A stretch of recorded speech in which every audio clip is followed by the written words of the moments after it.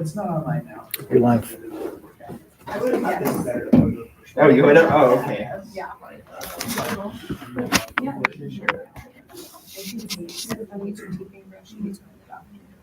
Oh, man. So I feel like pretty hard. Nobody's around now. Nobody's around, I'm looking Yeah. for us. We're Yeah. on. We're live. There we go. That's good. So we'll have to turn it back. We did just. Okay. Yeah. Just from here, if it wants 2 hours, all you need to do is click this back home and you're done. Put some like. Well, I don't choose like a system to No, you can use it. I'm saying after the stream, click everything back on. Just because it's so If good. it wants 2 hours, send me a text message. I think Send me a maybe. text message and I'll turn it back on later It tonight. wasn't a If it full wants one, 2 hours or something. unless you think this week. I'm gonna go to another meeting. Okay. what do you need? This is really good trail mix. Okay. Is it coming from Costco? Like autumn blend? Are you sure? Yeah. There's some healthy stuff in there mixed between the sugar. Thank you, Mike.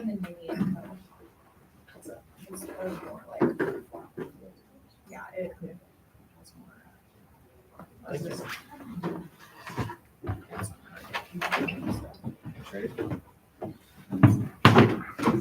Well, Hi, Megan.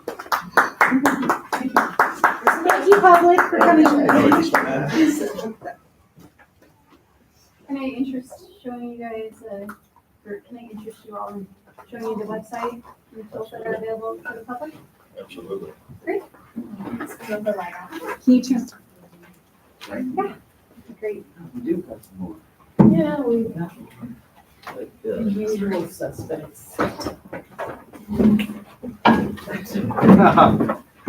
let the riff wrap in.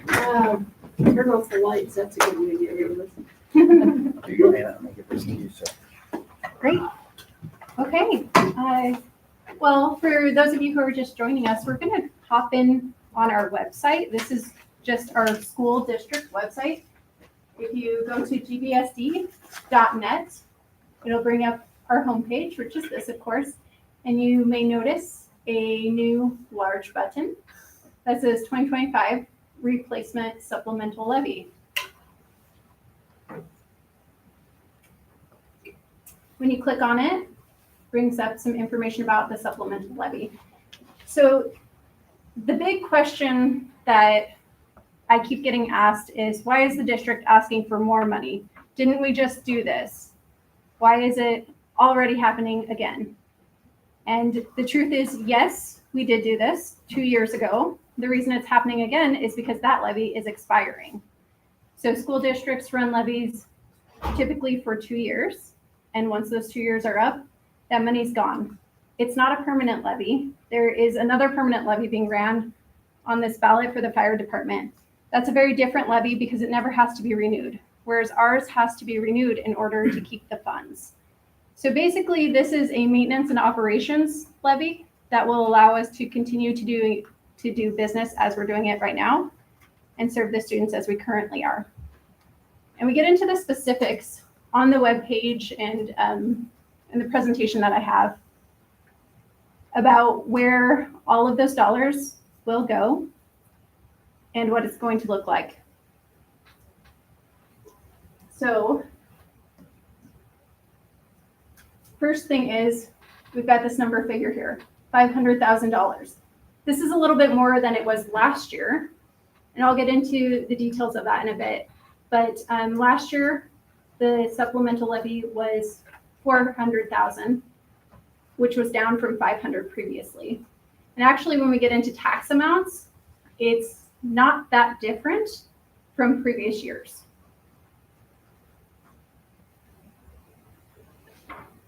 Supplemental levies are, of course, voted on by the taxpayers in the districts, and they require a majority, 50% of votes plus one.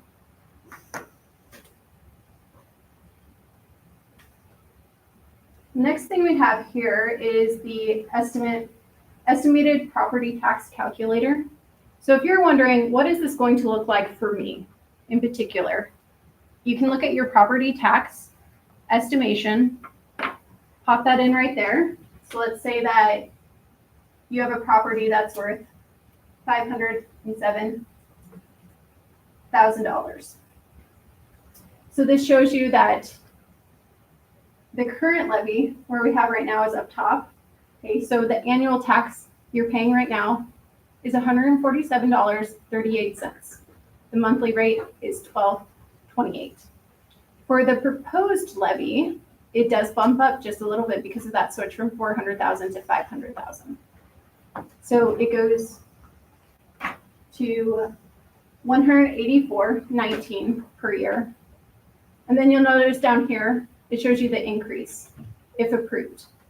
The annual increase, again, if you have a $500,000 home, is $36.81. That shakes out to $3 per month. So that's the difference between this year and last year's. What will this levy support? We have all slices of the pie showing the different areas of support. And then down here, there's more information about each. So salaries and benefits is that big dark blue slice. This is to retain teachers, quality teachers and staff members that we have. Again, this levy, really the purpose of it is to continue serving the students as we're serving them today.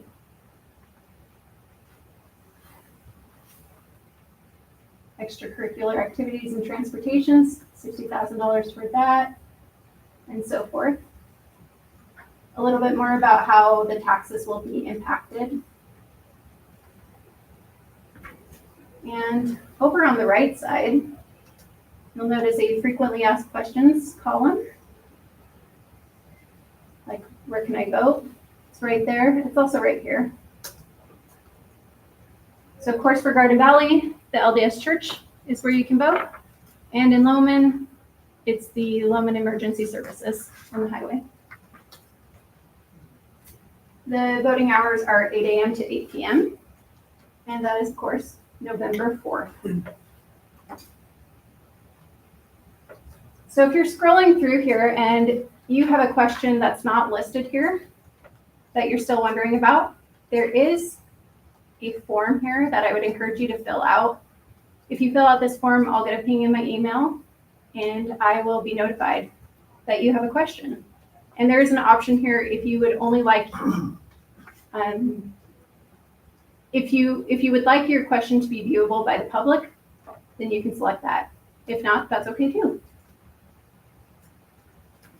And finally, at the bottom is a sample ballot for what our ballots are going to look like. So we've got the school district levy up here. We have the same breakdown for the dollar amounts in each area where they're going to go as voted for by the board. And then it asks you, if you approve this. Again, this is a 2-year replacement levy, so it does expire in 2028. And once these expire, they go back down to 0.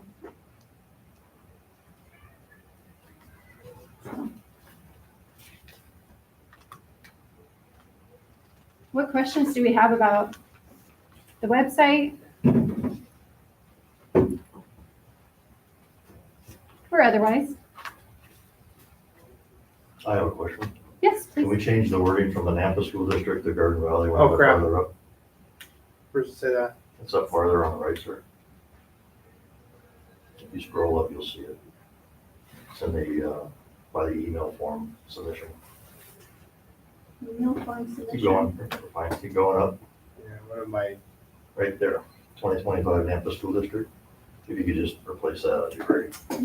That's an easy fix. Easy. Thank you for, Yeah, good Change catch. that. Yes. Nice work on the website. There's another typo. Oh, perfect. What's Yes, that? what you got? Scroll up, Scroll up. up, up, up, up. Okay, stop. That wonderful property tax calculator, the heading above it is property.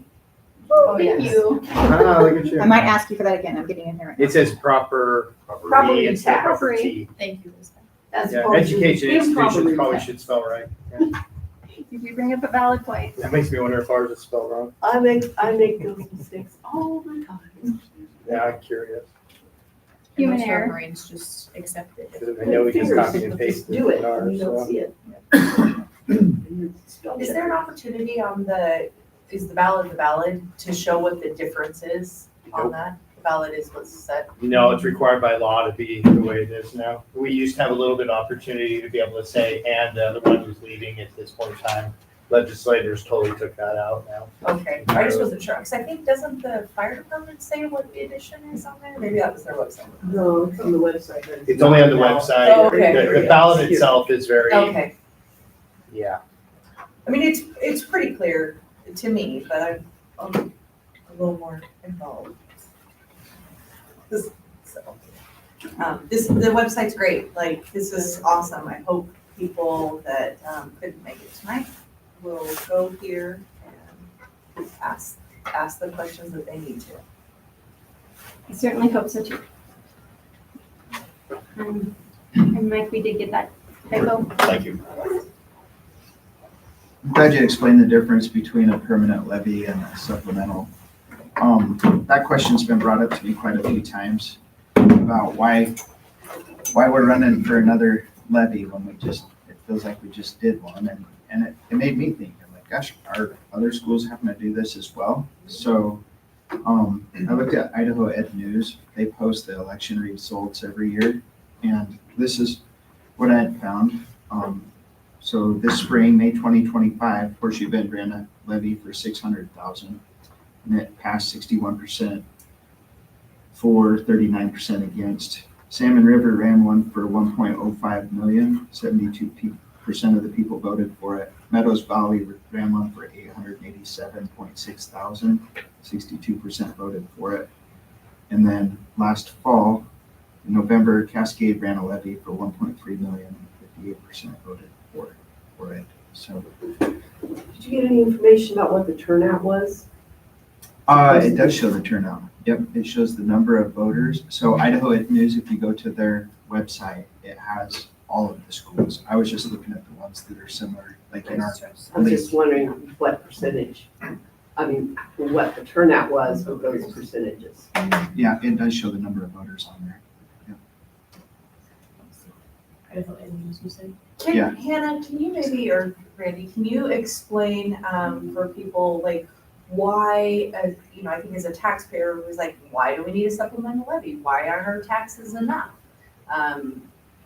Just so that they kind of understand why the funding isn't enough to support our school system of normal taxes. Yeah, great question. Basically, it all shakes down to our funding formula being super outdated. It's from 1994, hasn't been updated since then. And in Idaho, one great thing about our state is we like local control. So this does give a lot of local control to the different districts.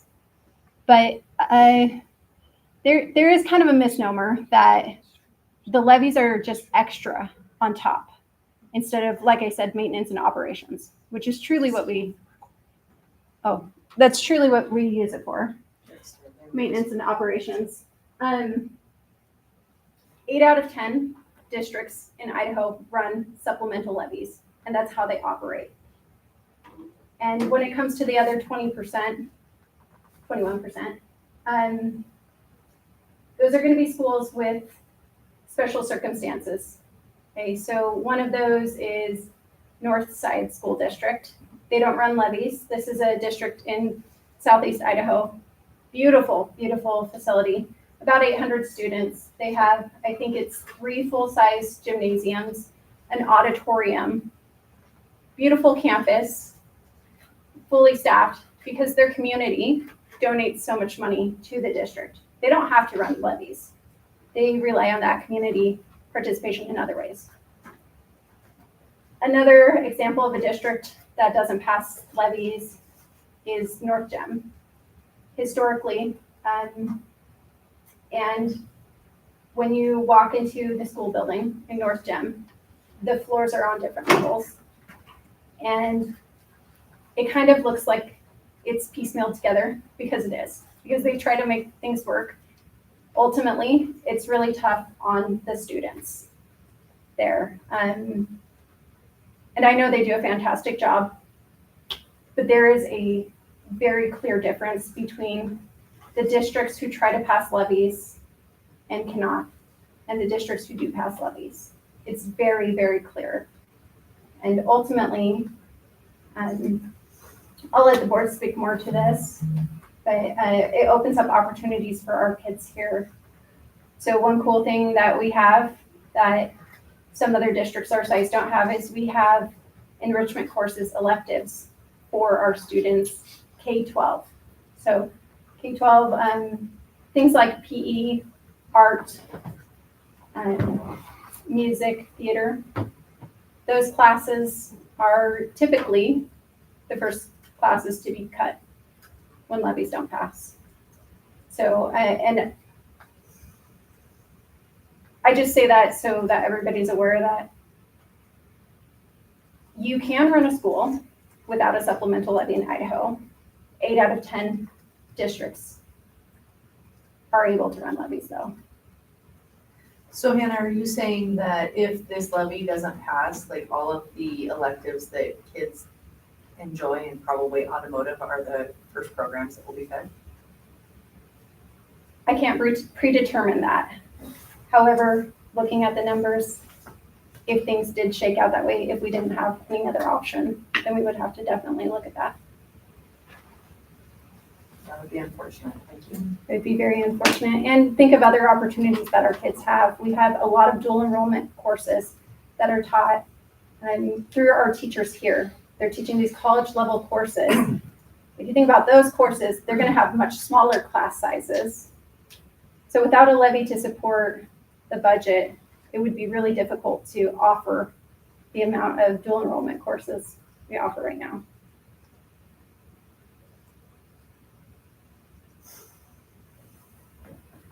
Yeah, I think something that's important to note about the amount that we're asking for in the increase is it was at 500,000 prior to last time, and we dropped it down to 400.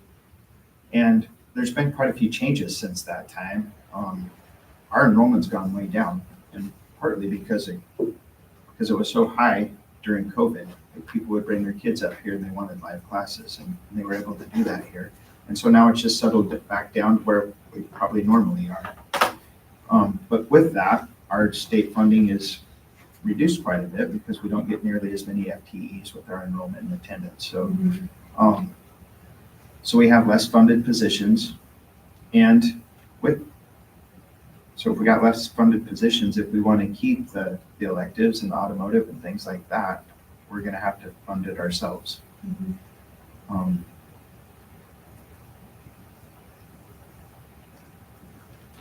There's a lot of parts that go into that. I think it's interesting too, at the time that we're at now, I've only been here since June, and it's almost asking the community to trust the board. And I think that we have a good board here. I'm awfully proud to be on it. And I think that irregardless, the school will be taken care of in a responsible way, but the opportunity to provide more options for the kids is there with this levy. And there's things that you've heard me beat the drum about for sure. The vocational studies is some of the retention for the teacher stuff that's important to me. But I think it's, as part of the decision, people that are going to vote should consider trusting us and giving us a chance to see what will happen with that funding and what we can do for the students. I think too, and I know that Hannah and I have talked about this before, that yes, we are coming to the taxpayers and asking for this money, but just also having worked at the school, I wrote grants myself for a couple different reasons. I know there have been so many grants. Could you tell us the number, like the amount that we got in grant dollars last year as well? It's over 160,000. Yeah. Off the top of my head, it's significant. Yeah, and so there is good faith in trying to make sure we're also using other resources that are out there. But still at the end of the day, we need more money if we want to be able to continue doing these amazing things. Like me coming from being a kindergarten teacher, I always knew that kindergarten was only funded half day in Idaho. And there are benefits to having full day kindergarten, which is why I think that this community has moved towards that in the last 10, 11 years. But it still isn't funded for the teacher, the salary, the benefits that we pay for that. So I just always had that in mind. And so supplemental levies and things like that make it possible to have full day kindergarten. And that's just a personal example that I can give. Absolutely. That's a really good point. Something else to consider about grants is while we are extremely appreciative and we do go for a lot of grants, they're quite restrictive for a lot of them. And also there are limits to it, meaning that once they expire, they expire. And to be frank with our administration right now, a lot of the grants may be going away and we may not even have that opportunity to apply for them. So I hate to use the phrase now more than ever, but right now it is really important that we consider the ramifications of, if this levy doesn't pass.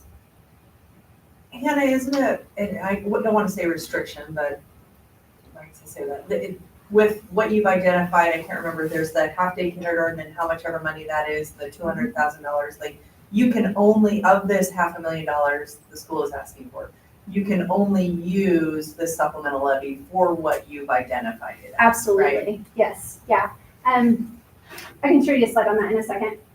I wanted to pull this up because Ken was mentioning the amounts, right? So historically, if we look at the levies that have passed in Garden Valley, you can see the cost per $100,000 of taxable property value. So in 2020, 2021, that school year, we were at $60.89 for every 100,000. That was cut in half for this last levy. And what we're asking is to bump it back up to essentially the 23-24 amount. And honestly, this amount, 500,000, when we compare it to similar districts, it is not very much. Potlatch is another small rural school district. I think just a little over 800 students, so bigger than ours, but they're running a levy for 1.7 million. Yeah, ours is significantly less than many others. I think it's more than just offering the electives too. I mean, people have asked me what we've done to try to save money for the school and things like that. And one of the things that I bring up, the obvious one that we've talked about in a moment, is the buses, bringing in our own buses and how much that saved. But there's other things that we've tried too. And last year we combined kindergarten and first grade, and then we combined second and third grade. And I don't think people like that for the students. I didn't like that for the students, but sometimes you do what you got to do. So I want to avoid that if possible. I'm just focused on doing what's best for them and giving them the best education we can. So we've made some changes to the sports programs. If there's not a certain number of athletes in a sport, we don't offer it anymore. That's pretty tough to do. I know some of those kids have worked really hard to get where they're at, and you tell them that we can't do the sport anymore. That's sad, but it's trying to save money and benefit the most kids that we can.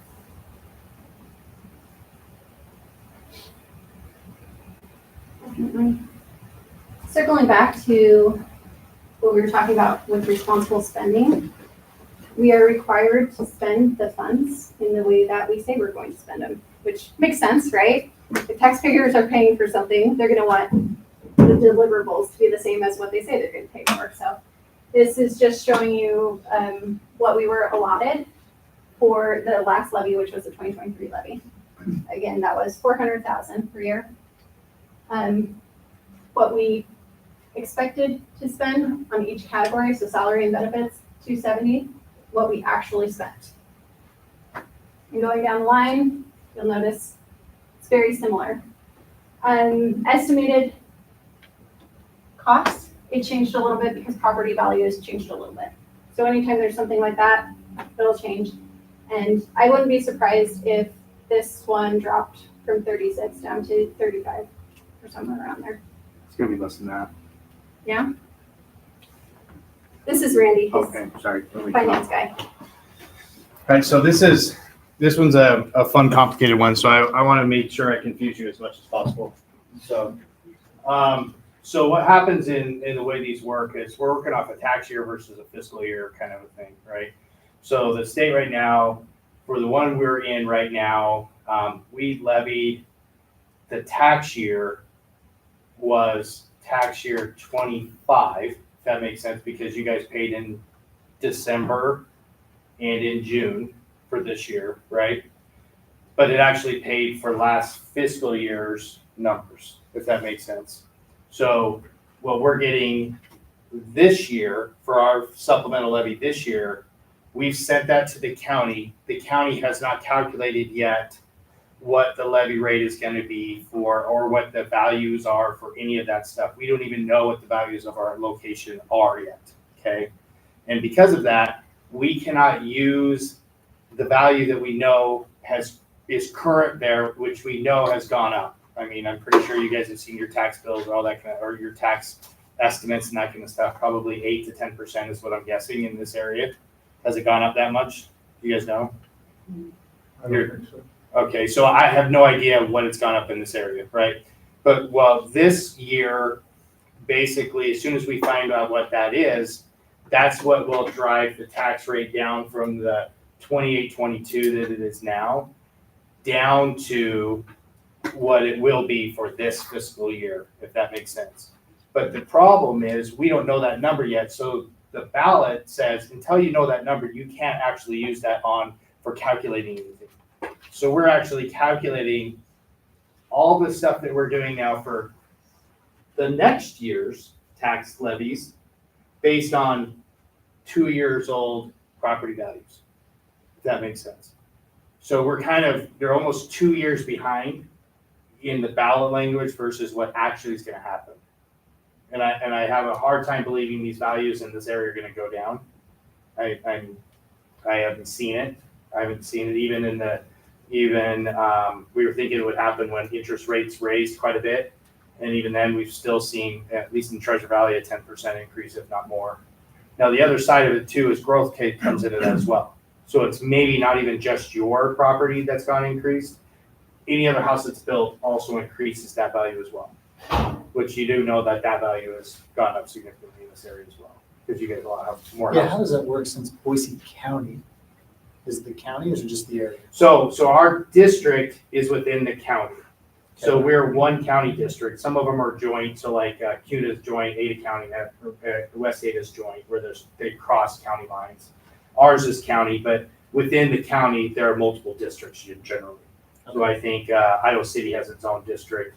I think Horseshoe Bend has its own, and those type of things. So we're within our own county, but we have our own boundaries within the county. So, and then obviously Same the thing county for knows growth within that. exactly, yeah, kind of the same thing. The county knows exactly where our boundaries are, so the property values all shift according to that. So it will be less than that. Yeah. I doubt whether it'll be more than that. It's capped at the amount, so it'll be capped at 500,000. And even if property rates skyrocketed, you wouldn't be charged more. Does that make sense? It would actually end up. Yeah, so what happens is we are different than the county and the city. So what happens with the county and the city is they will actually levy a rate. So they'll levy a rate, say it's $3 per $1,000 or whatever it is, or $30 per 100,000. Okay, that rate, if property values end up coming in late more down the road, then they actually get a little bit bump in value, if that makes sense, in what they get for the city. When we levy a dollar amount, our L2 is what we call it, we send that into the county, it's only a dollar amount. So we basically say, we're asking for 500,000, that's all we get. So we can't get more.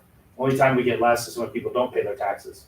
Eventually we get it later down the road, but it's all the type of people that don't pay their taxes and we get it. Eventually you always get it, it's just when. Okay. So that means, that's why you can't calculate the figure until you know what the what the taxable amount that actually came in. Correct. So the ballot language in the law requires us to use the most known number. Back in the day, we used to be able to calculate this based on an anticipated increase. So like in Nampa, we would say, oh, we're anticipating a 10% increase. So we would calculate that levy rate based on that. But now we can't do that anymore. And so that's how that, to complicate things even further, in 2027, we will no longer have debt, fiscal year 2027, okay? There's also money that the state provides, which is House Bill 292. That money, which is almost about $200,000 that we got this year. The parameters of that money basically says the first thing it pays towards is debt. Second thing it pays towards is supplemental levy. Third thing it pays for is plant facility levy, which you don't have. And if you don't have any of those, it goes towards capital projects, right? So that $200,000, the first year of this levy, because we still have one more bond payment left, will actually go towards the bond payment, okay? And reduce patrons for that side of things. But when the bonds are done and we don't have a new bond, and assuming we're not asking for a new bond, that second year of the levy will be dramatically less. Now it's only $300,000 we're asking for instead of $5,000. Because that 200 grand goes automatically towards our supplemental levy next. But that's on the second year. Very hard to show on any of this stuff. It's easier to stay in person. But that's what's gonna happen in our world. In Nampa, we're out of debt. So our supplemental levy, we got 10.8 million for that payment. So when we're asking $16 million, we're getting $10.8 million out of that back. So it's only $6 million that we're asking from our patrons. So that's basically how that calculation works. It's kind of a weird, because you guys are right in the middle, that payment's gonna come for one of them, but not the first one. Another thing I want to mention really quickly is House Bill 521. And this passed during the 2024 legislative session, and it's often called the facilities money. And there was basically a switch over. So with HB 521, we received over $1 million, just a little, well, I guess that's not a little, but in April of 2025, here's the thing about this pool of money. It has to be used for the next 10 years for facilities. And you can imagine with a big facility like this, if we have something major impacting us, like if our HVAC goes out, if our sewage system needs maintenance, that costs a lot of money. If our sewage needs to be replaced. Yeah. If it's maintenance, this money can't be used towards that. Yeah. So this money can only go towards replacing. So if you're getting a whole new roof, you're getting a whole new HVAC system, but a replace and like a repair or any of that stuff, this money cannot go to any of that. Correct. Capital projects only. So it's tricky. And then another caveat with this money is that the lottery funds, which school districts heavily relied on, were taken away. So it was kind of switching over. There's a lot of discourse about, schools getting all this money for facilities. For a lot of districts, it actually ended up having the opposite effect. So just FYI, that money does exist. There are parameters with it. And it's for the next decade. So the weird thing about the bond, when the legislators actually did this whole House bill, they assumed that we would get this $1 million, this money, and then we could use it similar to what we've been using it forever for the lottery funds, which is really to do all of our maintenance type stuff, right? And then all of us were like, fine, now we have to take 10 years of what we normally would have gotten in this district to about $60,000 a year for maintenance, right? So we have to set that aside so we can use that for the next 10 years because that's how this was going to work. Then all of a sudden the lawyers got involved and said, wait a second, this is a capital projects bond. The law won't allow you to actually use it for maintenance. And that's where we all of a sudden got all these parameters, but they took our money for maintenance, which is all the lottery money. So again, our operational money, which is already, super tight as it is, now just went down $60,000 because now we got to pay out of the general fund for any repairs that we have. Okay. The wonderful thing we can do though, which they did stipulate, is we can put it in money, we can put it in a savings account, we can make our 4.5%, and any of that money that's generated can be used for maintenance. So we didn't get it until April of 2025, so we don't have a lot of interest in this yet that we can use towards maintenance. But the whole goal is to keep it for a while and not use the majority of it until we can build up a fund to be able to use for maintenance for a few years, if that makes sense, until we can start doing it for big projects. And that's what the 521 money is going to be for. And I'm assuming the first big project is probably going to be the roof, which will take probably all of it. Our sewage system is also from 2003. It's quite a bit older than the building. So if it did need replaced, that would be a significant cost for the district. Yeah, that's a lot more than $1 million though. Mm-hmm. Yeah. I just want to put that out there so people are aware. It is quite a bit older than the building. Do you know what the average life of a sewage system is? I have no idea. With this one, well, okay, Or the type that is here. yeah, the type that we have with the lagoon, I don't, but what I do know is that when it was overloaded a little bit in 2020, that caused significant strain on the whole system. So it's something our folks are monitoring, and I remember from previous board Question. meetings too, we've had some like presentations on what the cost would look like, and it was massive. I think I heard something like $10 to $15 million is what it was. Yeah. Yeah. I mean, that's the nature of what happened. I mean, this building wasn't made to hold as many kids as, you guys maxed it out beyond when you opened up during COVID and everybody came, right? So it was just really, it's kind of like you're similar to when you have your septic system in your house. It's not made to have 10 people in your house if you have a 3-bedroom house, right? So it just overloads quickly and you can only do so much. I think from what we've heard, and I've talked to a couple experts since then, that we're probably okay for a little while now to be able to use because everything has gone down significantly, but there's still risk there. But if that happens, then we're in hey, we need to go out for a bond and help us replace this. That's going to be a much bigger situation than it's going to be a loan for sure. I can speak on that just a little bit. Yeah. So we were advised through Water Resources and a bunch of other experts that when we did get to capacity, we were coming down off of that, and that even at the lower amount, it did have a life expectancy that would end. And so we do have some upgrades that we've made in different computer systems and different things like that. We refer to it as the SBR, if you guys have heard this like in other meetings, but that its life expectancy was at 30 years.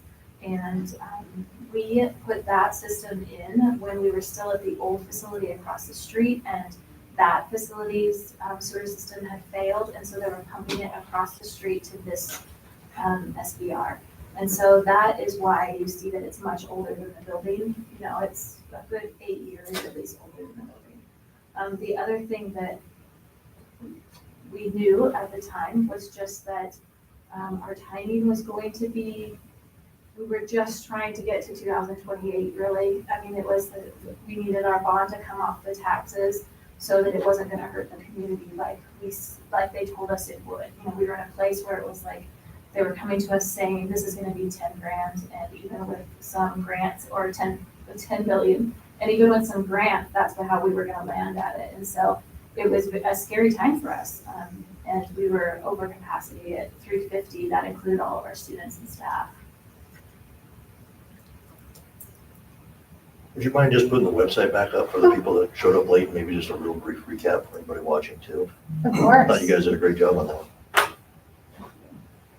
Okay, so if you go to gbsd.net, pulls up this. Of course, our homepage, again, gbsd.net. And you'll notice this large button here, first one on there, 2025 Replacement Supplemental Levy. Opens up. And it's loading. But we've got general information about the levy on here, as well as the election date and polling places, November 4th. What a supplemental levy is, the estimated property tax calculator, which we'll get that typo fixed real soon here. Thank you for noticing that. Says property. No. Oh, the one up above does, the doesn't, the one does. That's Property, what it is. yeah. Frequently asked questions, over here. What will this levy support? So you can see all the different areas, and then we've got more details down here. Apologies, I'm on my laptop. For each one of these categories. And it does state the amount down here too. I know this writing is kind of small, so for those of you who can zoom in, it's helpful, but if you can't, no worries, it's all listed here. If you do come up with a question that you don't see on the frequently asked questions or answered anywhere here, please do write it in this form and submit it. Because if you have a question, it's likely that other folks have a question too. So we want to know. And then of course the tax increases, levy amount totals, and finally the sample ballot. So on our sample ballot, we've got the school district levy. Again, it's broken down into those little separate amounts there. I say little because of the writing, not the amount. And then you also have the fire protection levy. A big difference between these two levies is that the fire protection levy is a permanent levy. So if passed, this will go on in perpetuity versus ours, which is a limited 2-year levy. So ours expires, as it says here, June 30th, 2028. I think maybe that's a reason why some folks are confused and thinking ours goes on in perpetuity and is a permanent levy, because there is a permanent levy being run. Ours is too.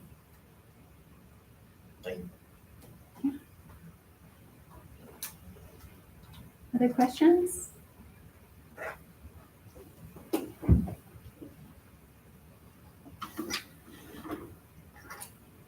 It's 6 o'clock, so we can do our regular board meeting.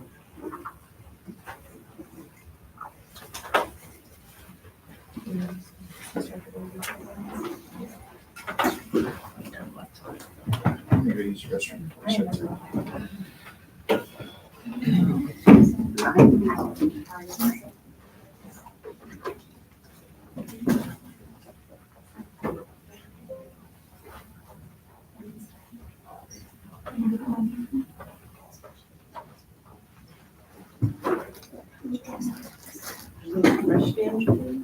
What's that? Are they fresh? I don't know. Local to me?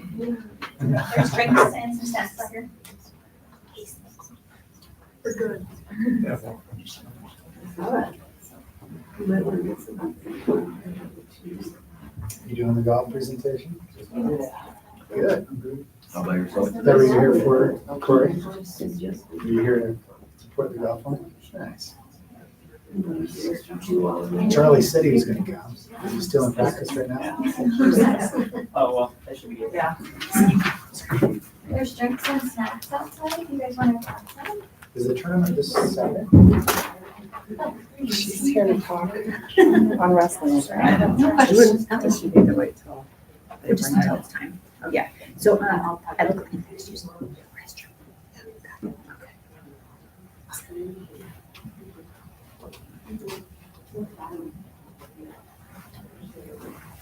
You have more wrestling information there? I forgot your name. Whitney? Whitney?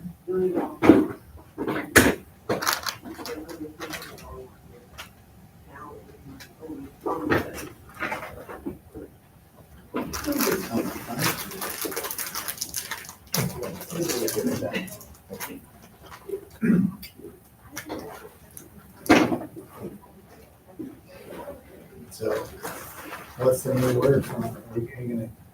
She's gonna talk. That's great. Donovan had to go to pay at for a coach meeting. Is he gonna be back? Or he's got? No, that's why we're here. Okay.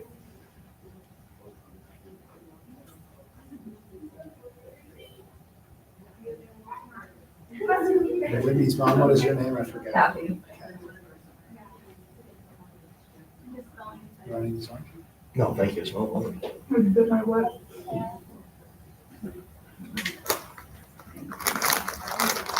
I just wanted to first interest in October. For the taste. Clay, you gonna go deer hunting?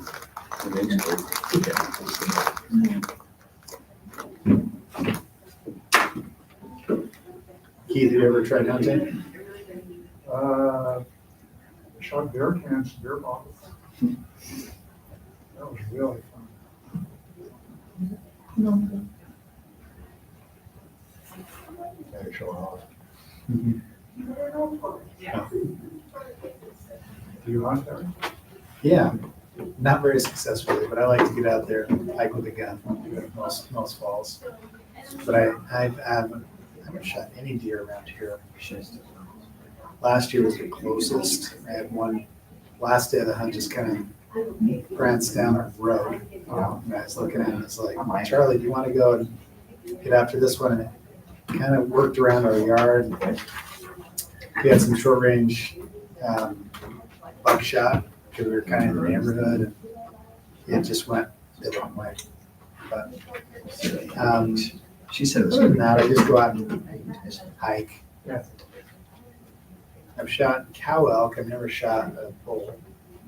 And I've never shot, hunted in the rut. I really would love to call and do archery. I think that sounds exhilarating, but I've never done it. That's quite a bit more demanding.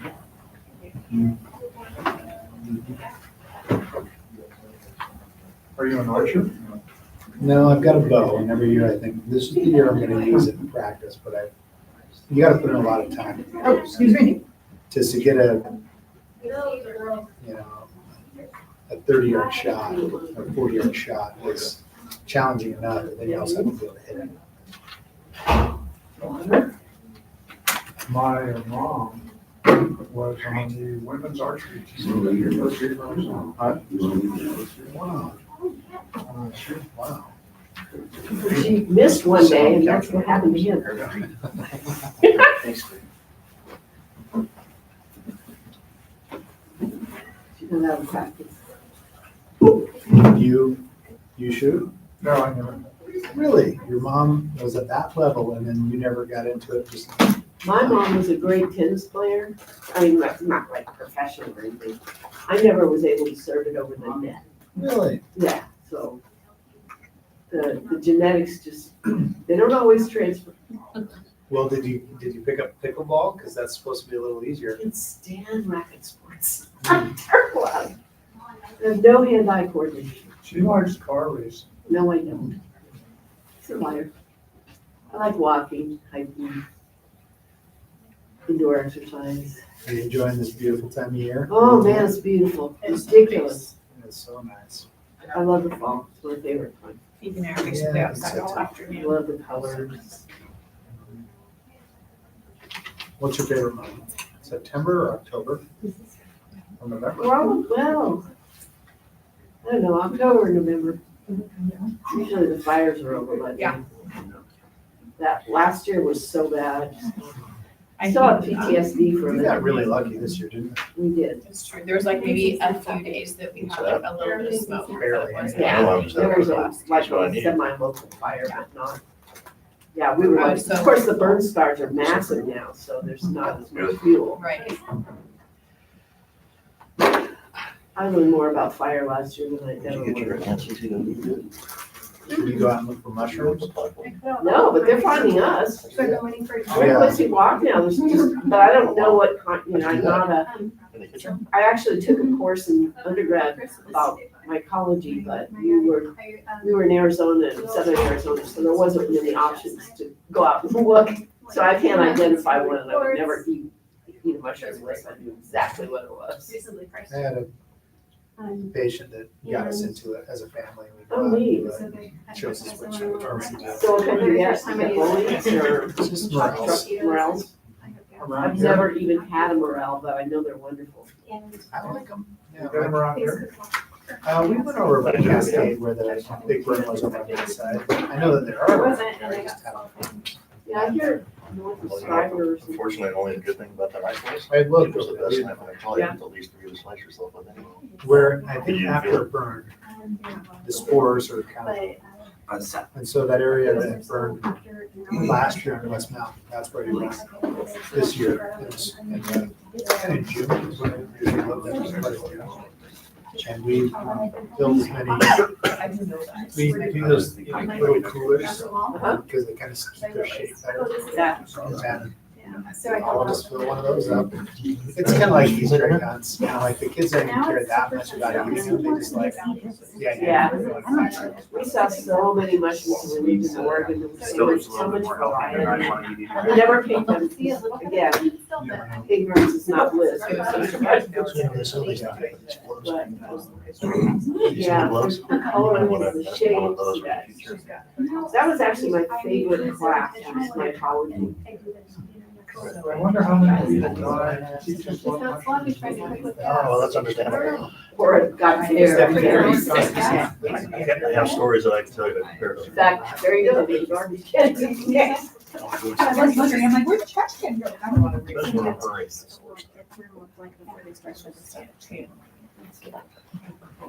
hurrying. They're super. Are you guys ready? Yeah.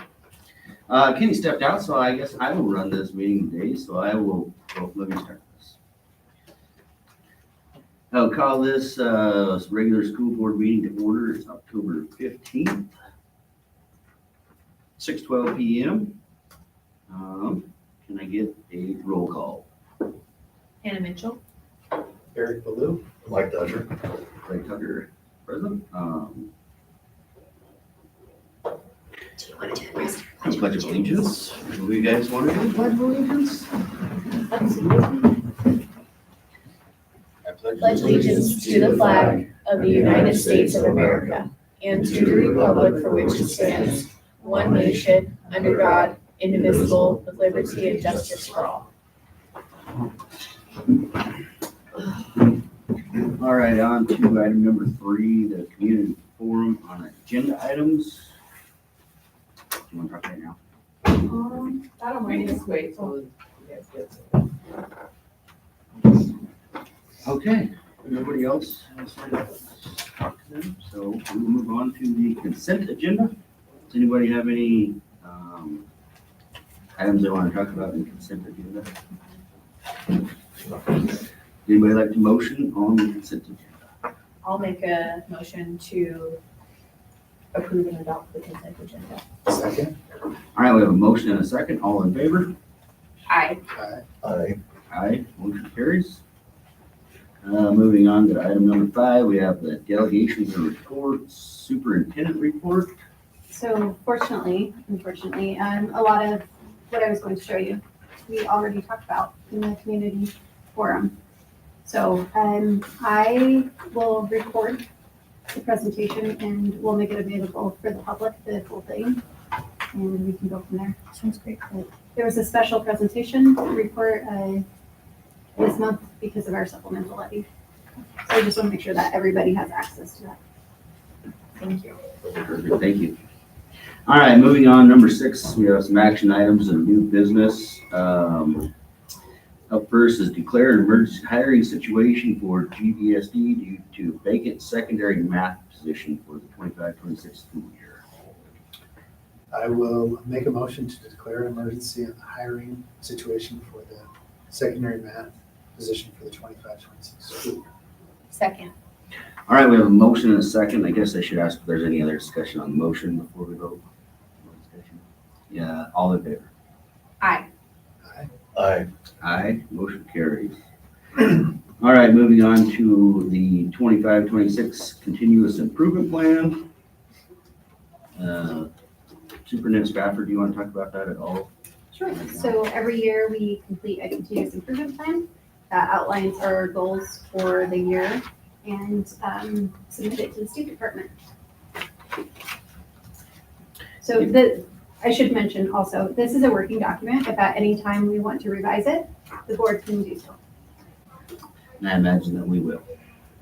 Yeah, we've talked about it, we've done some, our last meeting with David Briefman, we're just gonna refine it a little bit, but we'll approve it as it is right now, though, so we can be in compliance with the state. And so I'll make a motion to approve the 2025-26 continuous improvement plan. Also, All right, we have motion and a second. Any discussion on the motion? All right, all in favor? Aye. Aye, motion carries. Moving on to policies, the policy committee with Superintendent Spafford is working through policies that need to be amended or established to meet legal requirements. And the first policy on the agenda is 1500 board meetings recommended, and that was not presented to the public, correct? Correct. So whenever a law changes or any statute, there are recommendations that come down from Iowa School Boards Association to change the policies. We're legally required to, of course, change policies to reflect new laws, which is why we have this. But we also want to continually be revising any policies that we have that may be a little bit out of date. So there was a logistical error, and 1500 as well as 2310 were not available to the public. So I do ask that we table those at this time, just to give the public ample time to review them before the board votes whether to approve. Do we need to make a motion to table these policies? No. Just table.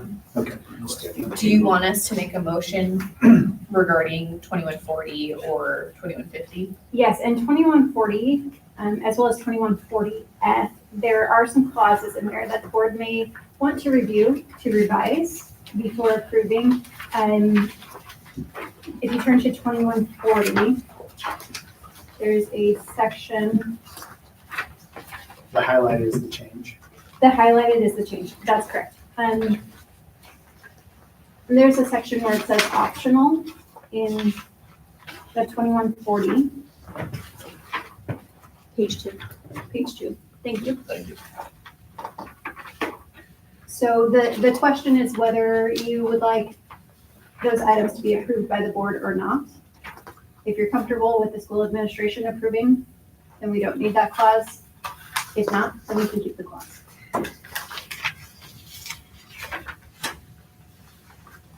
I think my preference would be to leave the option in there on those surveys to have the board. I agree.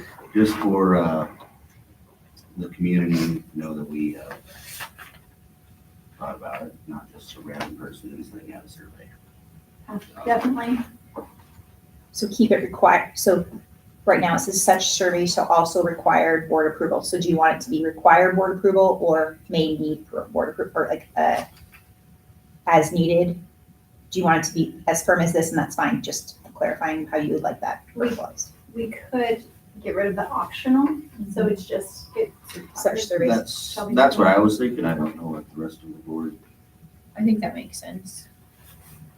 Let me understand right now, if a teacher wanted to do a survey on a student's sexuality, that's one of the ones listed, one.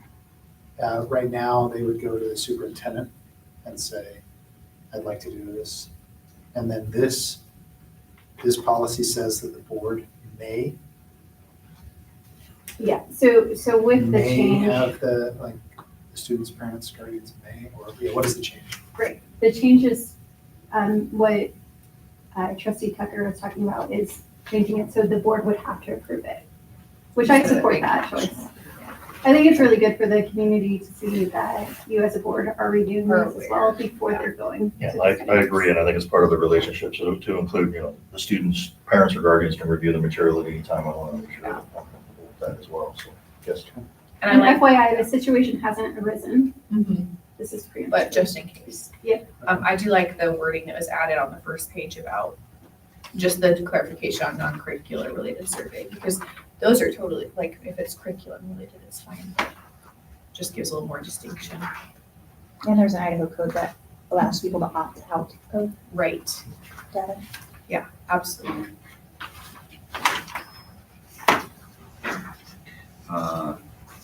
Chairman Donnelly left his notes with me before he had to leave, and it says 2140, bottom of page 3, change turn to turns. I haven't, I don't know exactly what he's, Bottom of page 3, turn to turns.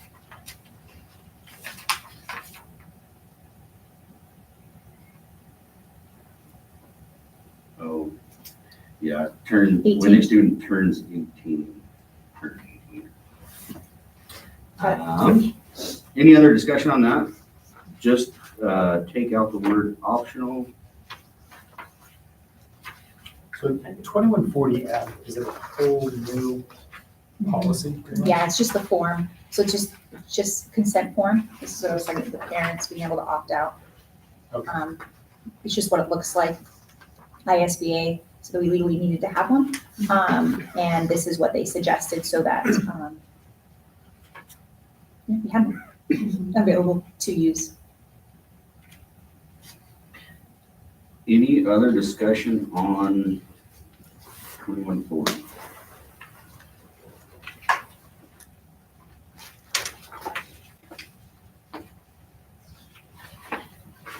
I'm good, sir.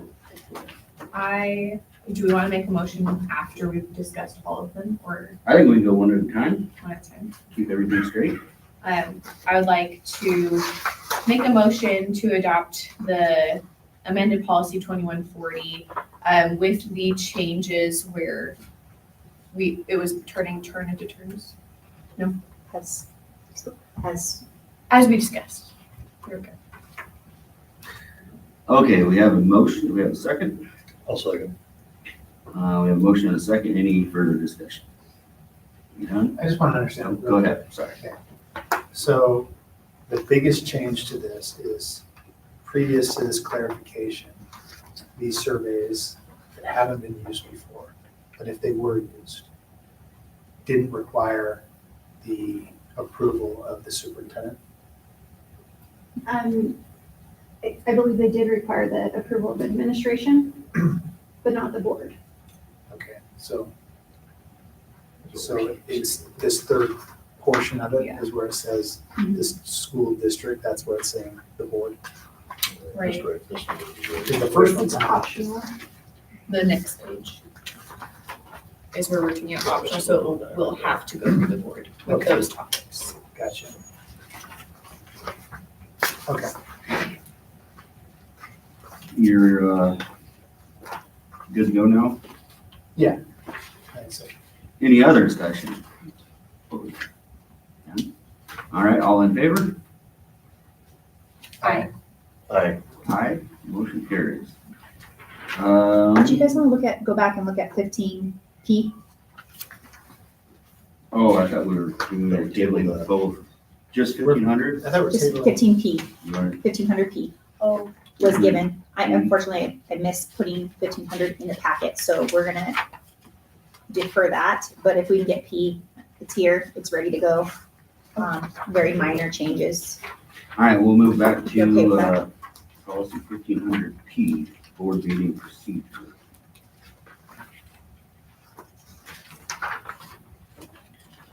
It talks about vacancies of the board. I actually like how it clarified some of the things in here. In the event of one or more vacancies, this was nice because before, if we didn't have a quorum, even if we'd had vacancies, we were kind of in a pickle, right? We'd be not be able to do business. So it clarified that if we had vacancies, we could still do business with everyone who was here on the board. Hopefully we're never in that situation where we have 3 vacancies. That'd be awful, but we can move forward. A little bit about recalling, and then a bunch of the legal citings were updated to be accurate per legislation and Idaho code and all that jazz. So the recall of school trustees section is that's all maybe that's highlighted. Yeah. Okay. Yeah. Makes Are sense. these suggestions from ISBA? Mhm. Yep. There have been some districts that have had issues So these, These are really good suggestions. yeah, and they're legally, they've recommended that these are legally required suggestions to meet Idaho code and stuff that's come down through legislation and the law, of course. I try and make it really clear on that, sorry, on the agenda when it's recommended, and that will be something that comes from ISBA, but also sees the policy committee, right, to kind of help guide that, to get that before you. But the legally required ones, I just give them as is, but if you guys want to love on it some more, that's fine, but just note those requirements. They recommend we legally do. So if we decide not to do them and we get tripped up down the road, it really comes back to you guys going, you know, we didn't do what was legally recommended of us.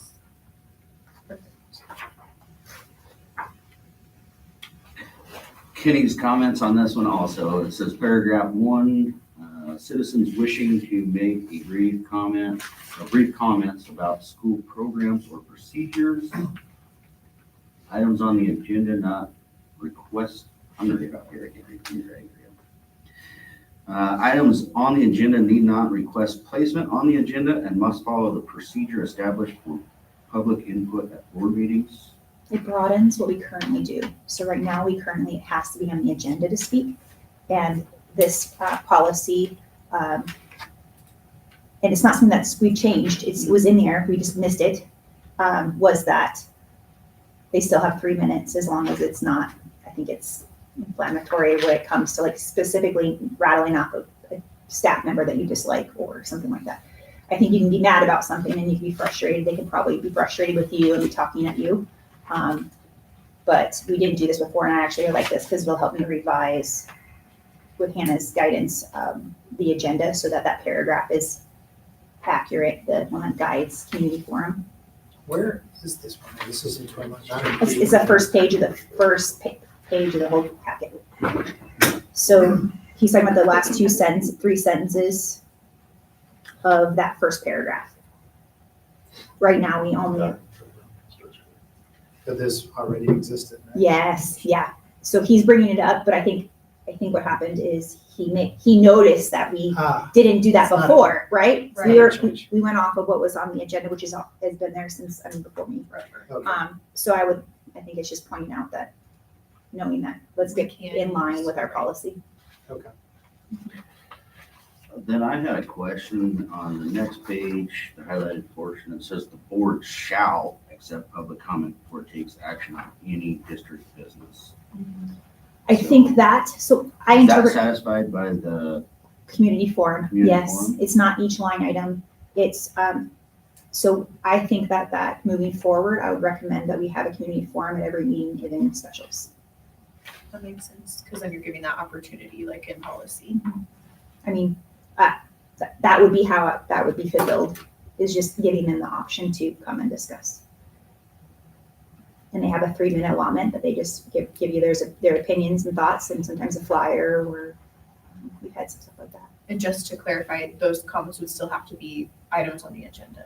No, No. not based on this That was- policy, right? Yes. So yeah. we're gonna get better in line with this policy, which is allowing them to be, like, we've had Right. someone come in before and say, that was really cool out there, but I can't come and talk to you guys Right. about it because it's Yeah. not on the agenda, Which is right? It For is. example. unfortunate. Yeah. So Mhm. that's great. I do like that. What do you think, Clay? Yeah, no, I just want to make sure all of this new language, it all makes sense with each other. I mean, if the board shall accept public comment before it takes action, does that mean that we have to stop before each action item or at the beginning, just making it clear? I think that there could be a courtesy too when we switch over to doing this, is even if someone didn't turn in the paper at the beginning of the meeting, it's like, hey, this is the time now. If there's anything on the agenda that you needed to speak to, this would be the time, is pointing that out, as opposed to each line item. Hey, does anyone have anything to talk about here and here and here and here? It would just take It's- longer. Can you fill us in on what you're thinking prior? Might be the best way to navigate that, but that would just be my suggestion. Thank you, Janelle.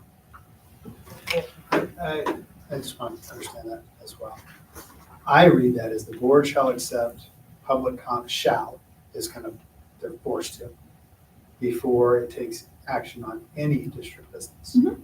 So does that mean we make a motion and we open it up to public comment Prior, before, before? community forum comes first. Okay, That's always the beginning of the meeting. okay. Okay, So before anything, besides approving of the agenda, that comes before. okay, But district business is below it. okay. That, I believe, qualifies for what, the spirit of what it's trying to say. I guess, this was never. We did this. It just wasn't in our policy. Okay, so it's just making it. It's verbalizing In it. line with what we And I think already do. we didn't do it in specials all the time because those were generally really concise and it was special. Yeah. It was made the day before, got to get in, get it taken care of and get out. But I would love to do it at those ones as well. I think by having it in here, we need to be doing them as well. Okay. At least offering it. Right.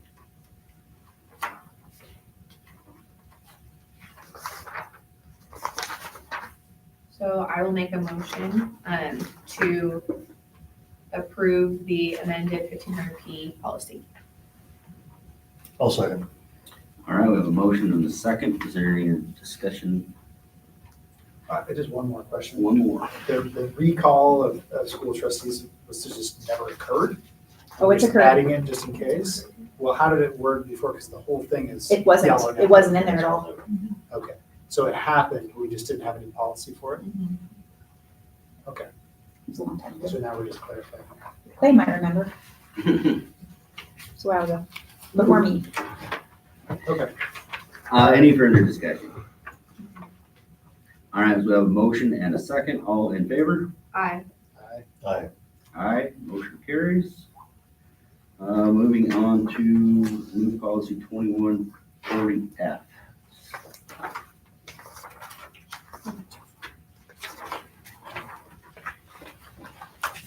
Thank you for doing this. This policy stuff can get a little like burdensome. But it helps us do the day-to-day stuff while having this to go back to. So this is just now here's this form that we're going to offer to parents if they want to opt out of the questionnaire. So this is what they suggested for us. I don't know if the legal requirement is this one specifically or just that we have one, but it is nice to have something to fall back on Right. as a staff. Hannah, do you believe that? Yes. Also, if the board does want to wait until we have a written form with all of the topic people outlined, we can do that for this. And then if the student was 18 years old or emancipated minor, then they would fill it out themselves. I think that was me. Is the designated official going to be the same every time, or is that left open on? That's how it must be written out now. I guess I'll leave that up to you guys. Would you like to wait to, I guess, adopt this policy? So that I understand what you're saying then is the second page that indicates how you're gonna ask for the consent, is that what you want to present to us for approval or consent? Is that what you're mentioning that you could change for? So it wouldn't be just this boilerplate language, we might put Correct. that into our own So we verbiage. could have the actual designee on there, or the position, right? So that folks know exactly who to go to when they're looking at the board policies. I like that idea. Yes. Everybody agree we should table this until? Yeah, you need a motion? You guys want to table it? We will I'd like table to, it. I'd like to table, I think it should be specific, Don't disagree. especially with child custody issues. All right, moving on to the 2150 copyright requirement.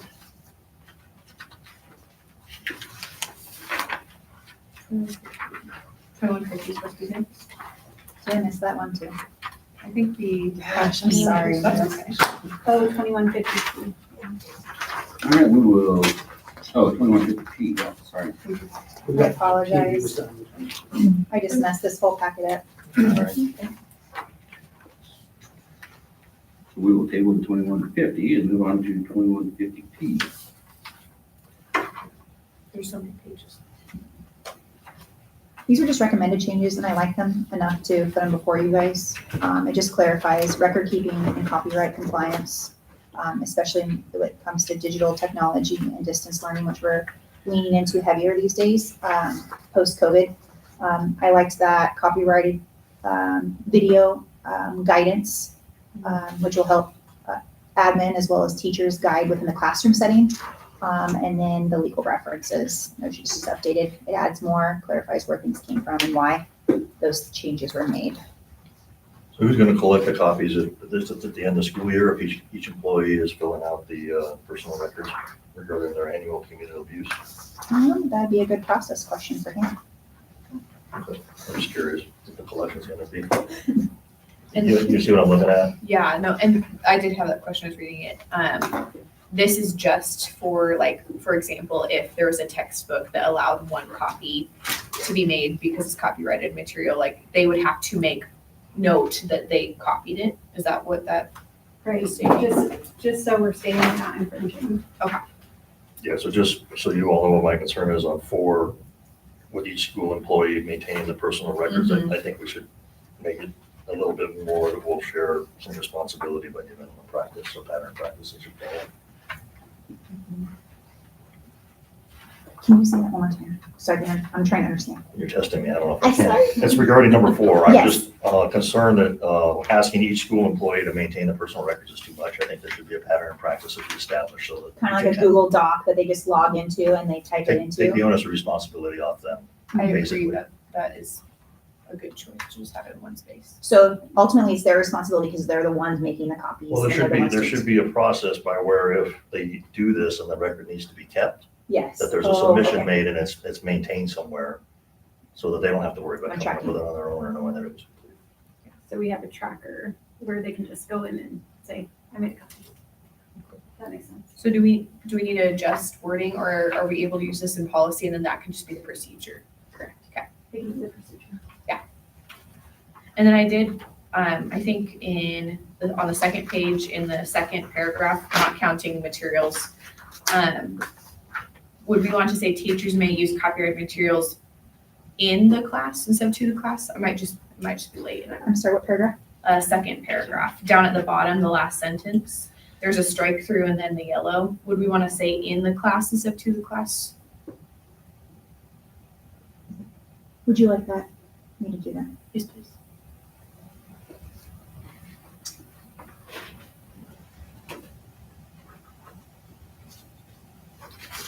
What else?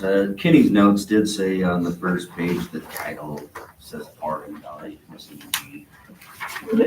Where, can I, louder? Oh, Very first letters missing. Oh. That's fixable.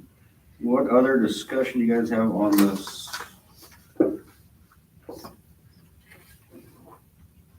Mike, what were you saying on the record keeping? Do you think that So, we should adopt that? so I'll change or read the not? paragraph and maybe that'll help me figure out how to explain it. So each school employee shall maintain personal records regarding each school year's annual cumulative effect use.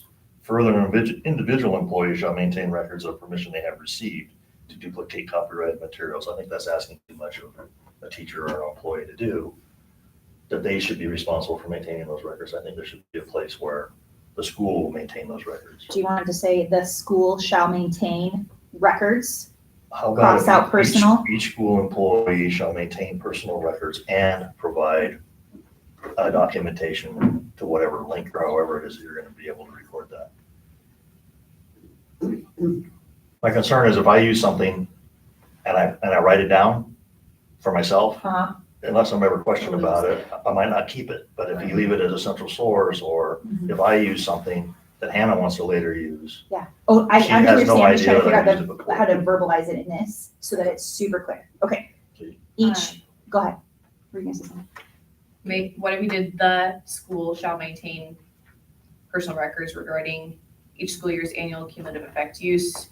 Further, an individual employee, you could keep individual and just add shall maintain records. I'm comfortable with that. I'm trying to think of the word. So we I'm take, losing it. I think to get to where you wanna go, Mhm. oh, sorry. I don't even know how this works. So this is you were a teacher Mhm. and you wanted to share something that's copyrighted, is this paragraph saying now you have to keep track of the permission that you were given to show that? It's just, yeah, basically, it's kind of And like, it never existed before, but now we're creating the policy in legal terms that we never used So we're not violating we're copyright not laws violating as a copyright school laws. district. as a school district. and if, That's the concern. and is if that we this. violate it, but We don't wanna violate it. we don't want to We violate want it, a policy that guides. Mhm. how to properly do that. And the proper way is to document it. And what Mike's saying is it's a little bit difficult, you know, for a teacher to keep track of that. And so that we should have some kind of system. Where it doesn't get The lost. district shall provide a repository for, That's the word. that could be the legal inventory, yes. How about if we do this?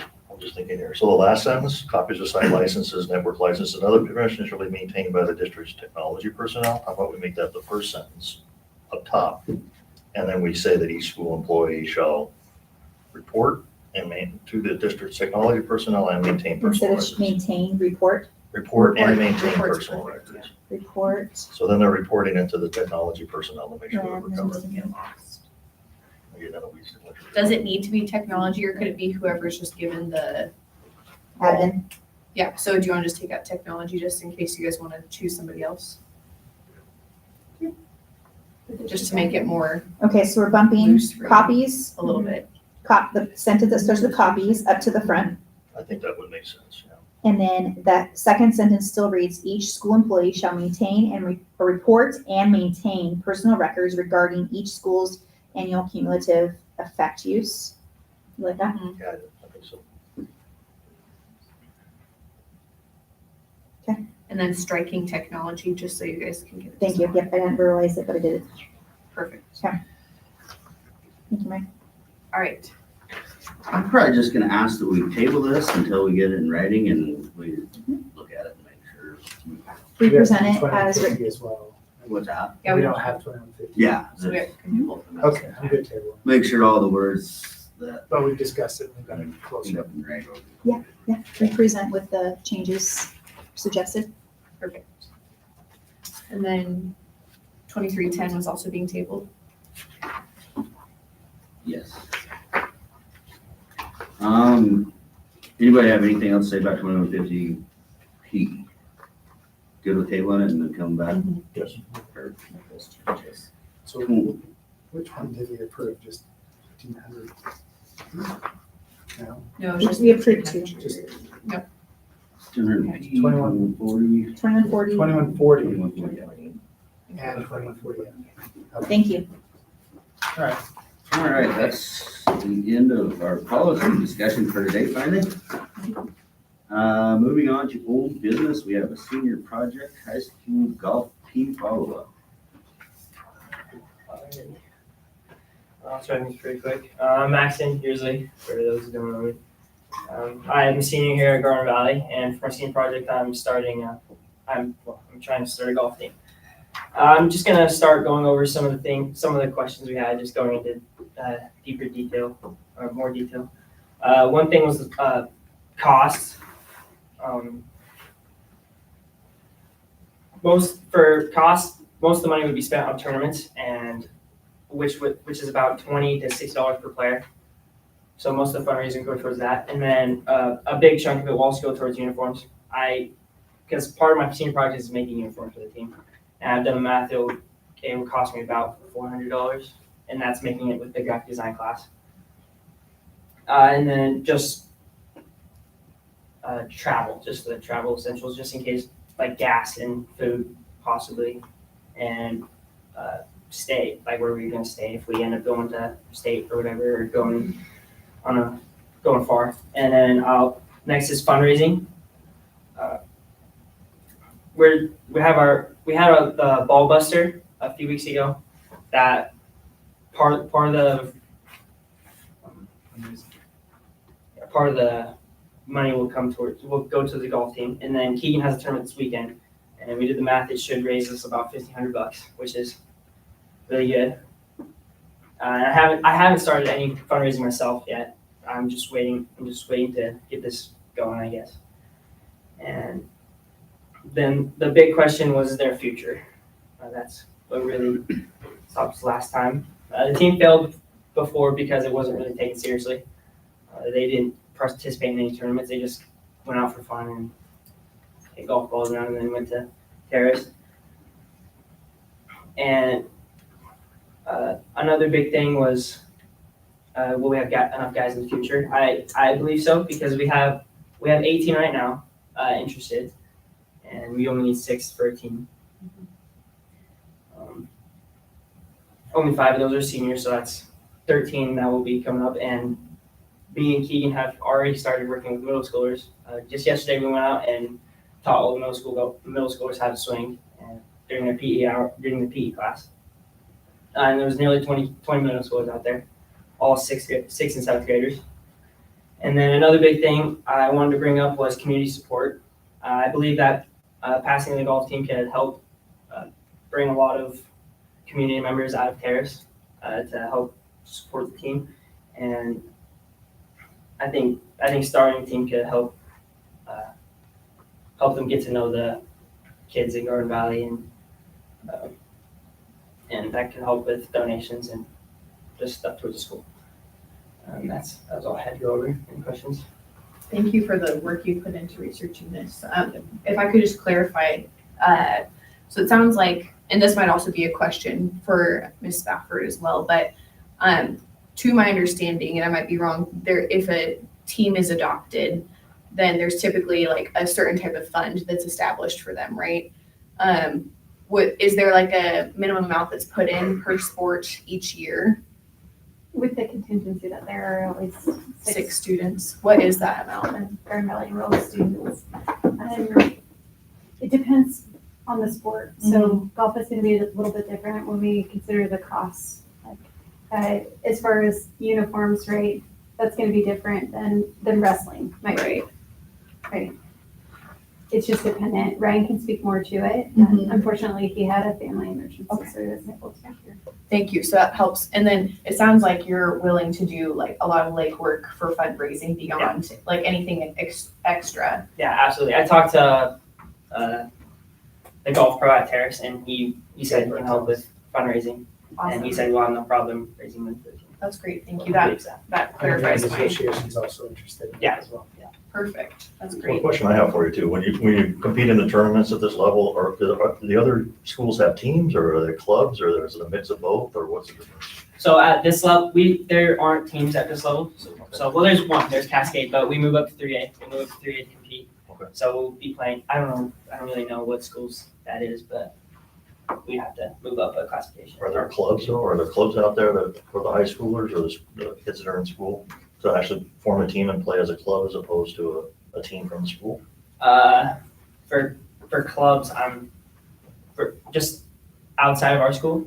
Yeah, I mean, like you have let's say, I'm not giving you a hard time, I'm just curious. I That's all. understand. So like you have a Spanish club or you have a special club here in the school. Yeah. If you were to have a golf club as opposed to a team that was sanctioned by the school, are there other clubs that you've heard of or something that are out there around? I have not. I've heard of the teams. I've heard of Cary and Cascade. Those are the 2 1A teams I know about, and then there's a few 2A teams out there, but I haven't really looked into clubs very much. Yes, sir. From what I understand, if you have a club, you can't compete in a state tournament. So that's why they need The schools. the school's approval, because they want to compete. Right. Appreciate that. That makes sense.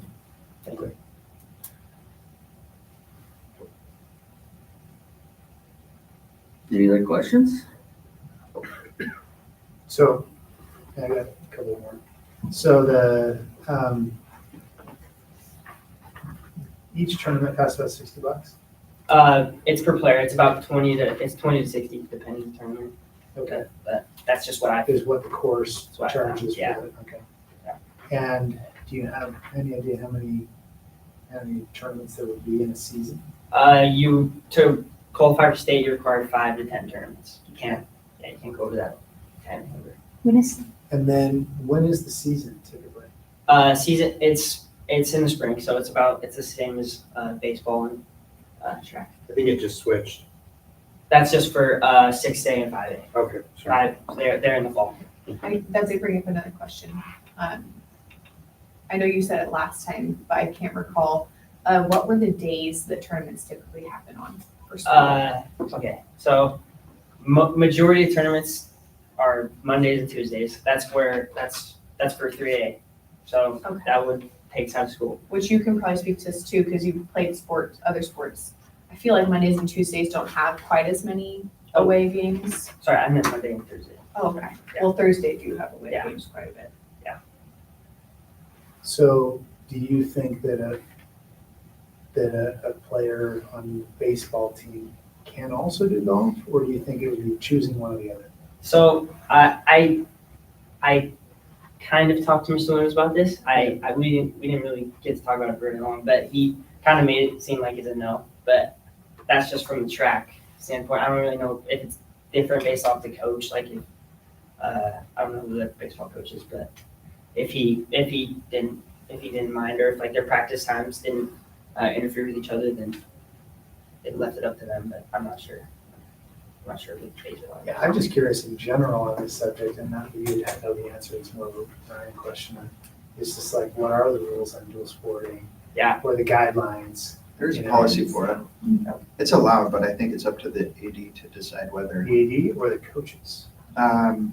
That's what I I was would wondering, have to because my kids are running into this right now with a play, which isn't really considered a sport, but still So during a big sport. time. And Do you want me to pull up the policy for and this I just discussion? don't even know That'd be what the great. rule is on that. Should look up the policy. Just, and you might not have the answer for this, and that's totally okay, but say if you're 18, how many of those, like, if they're not able to play another sport with it, are only interested in golf? Do you know that? So out of the 18 I have, Uh-huh. I think it's what you're asking. Out of the 18 I have, only I can't remember the number. I think it was 3 or 4 that were played sports last year. Oh, amazing. So you Yeah, have a lot so- still so that's- interested. So you Quite a got bit. plenty, Okay. you don't need anybody on the baseball team. My concern is just You you'd can still drop it down to pull like 5 if that was the case, but no, not at all, it sounds like. Yeah. That's great. It was only 2 before, but then we had 2 more baseball players that say that they would be interested if they could dual sport. Okay. Yeah. Thank you so much. so you said $60 for a tournament, is that per person? Yeah, 20 to 60 per person, And and that's who's the, 5. Who's Five. is the official coach gonna be Oh, Dave okay. Bartels? No, Who's the official coach gonna be, do you know? I don't know. Mr. Williams said that he would do interviews for that. And Okay. there's 6 interested now. Last time I was 4. Okay, so you have plenty of interested Sounds parties to coach, it's Yeah. not like, Then they all understand that it's voluntary. not a paid coach. Okay. Well, good job.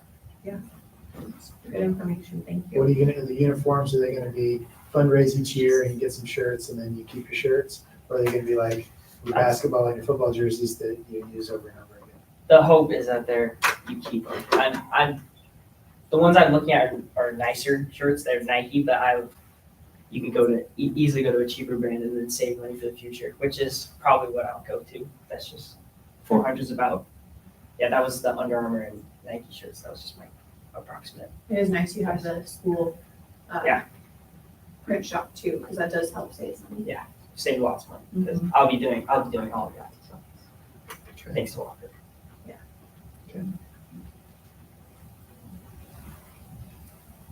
I found the policy that you shouldn't do drugs while you're playing sports. I prefer not doing drugs anytime. Sorry, I just need a couple more minutes. I'm tracking it down for you guys. We looked at it for quite a few, that we couldn't find an actual policy that stated. Was it in the about handbook? dual sport, so.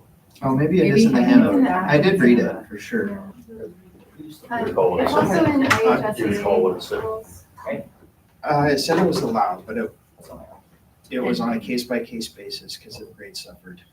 Yeah. And I know it's really difficult, actually. It probably depends on the sports. Especially when traveling comes. Yeah. So we need a motion or want to proceed or you want to wait for the policy? No, you know, he could do it in spite of the dual sport, and it's not like Yeah. that's the. you If only he need loses those 4 kids, he'll Six still have a players, lot. I think you'll end up with more. I think if you run a successful program that that encourages, like you're doing right now, middle schoolers and other grades, that'd be great. So, I went golfing with my boy this last week, Sully, he's 8. Played his first 18, the other day he beat me on a hole, he's just all stoked about it. I just think that it's a great game that you can play your entire life. You know, we're so lucky that we've got a course in our town that's reasonably priced. It's not a private course, that there's full encouragement for the youth to come and play. That's great. And that's one of the things, that's one thing that Fred mentioned, where, for the middle schools actually have a field trip with Terrace Lakes next week, and we keep hearing go. That's really help out with that. How early does it start? Is the snow gonna interfere at all if you guys practice? That I'm not sure. I mean, it depends each year, but. I have not even thought about that. Because I know the well, that was the question. That's You're just probably my gonna brain. have to, you're gonna have to think of that, but you're probably gonna have to go down to Shadow Valley and do your warm-ups and your actual, because there's no And I hitting think Terrace facility. Lakes has a simulator that they set up in their little outside Maybe 2 years ago. areas. Because I know that affected the softball season. I think it was last year. You just never know what you're gonna get. Right. Meltdown. Mm-hmm. sorry I missed the first part there, Max. right. Hannah was telling me that you did a bunch of fundraising and things. I guess the biggest concern to me is the funding part, especially if the levy doesn't pass, then we're probably gonna have to make some cuts some places, so I don't wanna add something new. And so I did miss that part on what it would cost the school. Yeah, we're not really asking anything from the school. We believe we can fundraise for it. And Basically just sponsoring. Just to make it sponsoring and fundraising, So we have to approve to have a team so we can compete. just so we can compete. Yeah, because they can't compete in state. And you're not asking for any money at all. Gotcha. Okay. The coaches fees, is that something that the team intends to fundraise for? We're doing volunteer coaching. Yeah, it's volunteer coaches. Okay. They have 6 Interested that will interested understand. parties that all understand that it's volunteer. I think you've done a great job looking into this, and I don't have concerns beyond, the knowing it'll get fundraised for and all that kind of stuff. Okay, I'll make a motion to approve the golf team. Garden Valley. I'll second.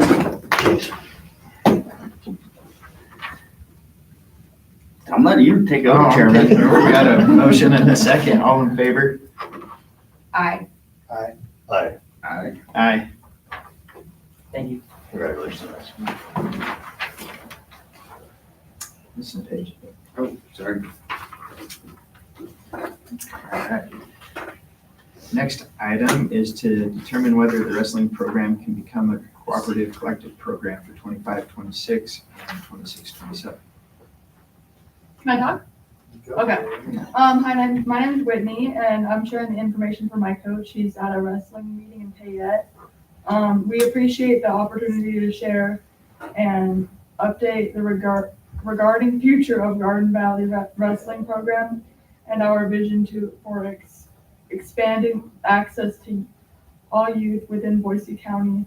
As you know, Garden Valley currently has the only wrestling room in the county, and the only certified wrestling coach available. Our coach has volunteered his time to ensure the wrestling continues to be available to all of our students. The program has steadily grown with between 15 and 20 participants across middle school, high school, club levels, many of whom are homeschooled or from nearby rural areas. We appreciate the district's requirement that school-funded sports must have. No, it's not. I appreciate my bad. We understand the district's requirement. School-funded sports must be at least 6 enrolled students. However, our community's unique demographics make it difficult to achieve without including homeschooled students or those from nearby schools. Opening the wrestling program to all county youth through a cooperative or open gym model would not be only sustain the program, but would also strengthen the community connections and increase opportunities for local students. We are not asking for additional school funding at this time. All that we request is the board's approval to open the wrestling room to county youth so they can train and participate under appropriate supervision. The coach will continue to volunteer his time. The program already has sufficient gear and safety equipment. Should additional needs arise, we will seek local business donations and a community grant to cover costs.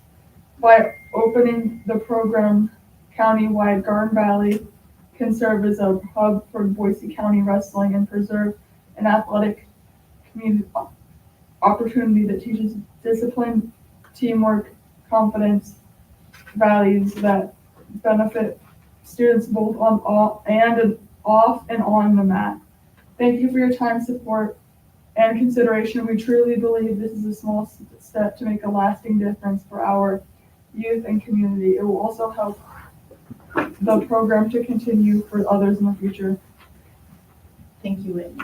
I think you mentioned this last time, so, but I apologize, I can't remember the specifics on it. So, just like with how golf is like $20 to $60 per meet, like what was the cost again for you guys per meet? And is that part of the fundraising and grants? Like per tournament? Yes, yeah. I don't think it depends on the tournament, because some tournaments like 15, 20.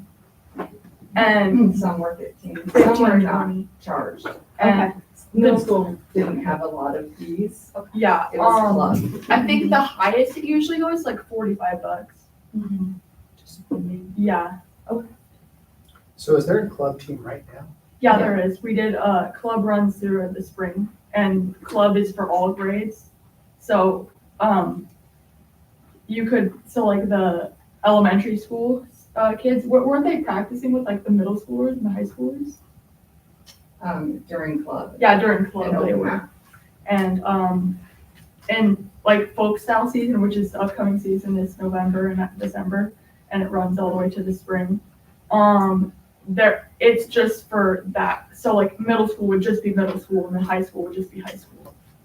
And the specific benefit for you guys, because it sounds like you're using the wrestling room. Yeah. You said last time that you'd be able to pool money from the districts if there's like other approved wrestling teams, I guess, from their board. Yeah.